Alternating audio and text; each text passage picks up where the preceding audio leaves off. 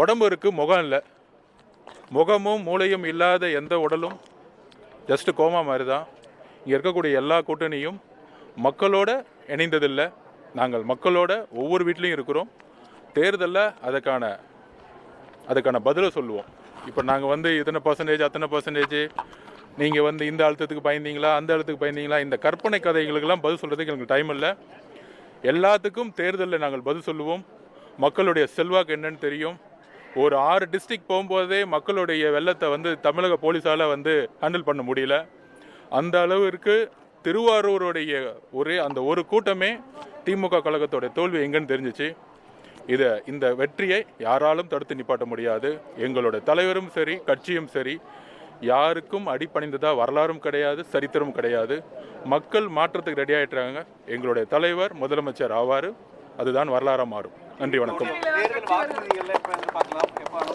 அதுக்கான கமிட்டி போட்டிருக்காரு. எல்லா கமிட்டி ரிப்போர்ட்ஸும் தலைவர்கிட்ட போயிட்ட பிறகு தலைவர் அடுத்த 25 வருஷத்துக்கான ஒரு மேனிஃபெஸ்டோவை ரிலீஸ் பண்ணுவார்.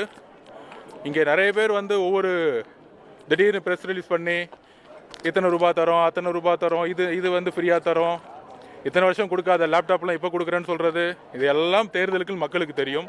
எங்களுடைய தலைவர் சொல்கிறது, எந்த வாக்குறுதியை நிறைவேற்ற முடியுமோ அந்த வாக்குறுதியை சொல்லுவார், அதை நிறைவேற்றுவார். அவருடைய ஒவ்வொரு கையொப்பமும் அடுத்த தலைமுறையை உருவாக்கும். தேங்க்யூ. கூடிய விரைவில் அண்ணனுக்கு வாழ்த்துக்கள்.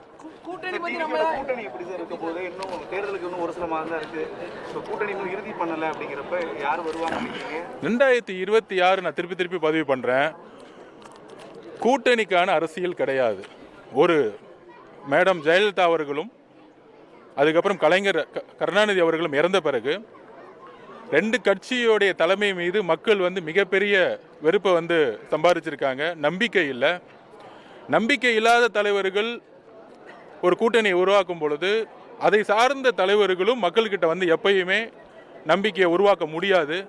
நீங்கள் சொல்கிற கூட்டணியோடைய நம்பர்ஸ், ஒரு தமிழகத்தினுடைய தேர்தல் வரலாறுங்கிறது எப்படின்னா, ஒரு தலைமையோடைய ஒரு கமாண்டிங் பவர் இருக்கணும். அது யாருக்கும் அடிப்பணியாத ஒரு தலைவராக இருப்பாங்க. தமிழகத்தினுடைய பெரியார் அவர்கள் கொள்கையும் புரட்சியாளர் அம்பேத்கருடைய கொள்கைகளையும் உள்வாங்கி சமூக நீதிக்கான தலைவரை தான் மக்கள் தேர்ந்தெடுப்பாங்க. அந்த மாதிரி இன்றைக்கு ஆளுங்கட்சியாக இருந்தாலும் சரி, எதிர்கட்சியாக இருந்தாலும் சரி, தலைமையோடைய மக்களுடைய அந்த ஈர்ப்பை இழந்திருக்காங்க. அதனால தான் எல்லாரும் நீங்கள் சொல்கிற மாதிரி இந்த கூட்டணி அந்த கூட்டணி அப்படின்னு தமிழக வெற்றி கழகம் ரொம்ப அமைதியாக தனக்கான பணியிலையும் தேர்தல் பிரச்சாரத்திலையும் தன்னுடைய மேனிஃபெஸ்டோ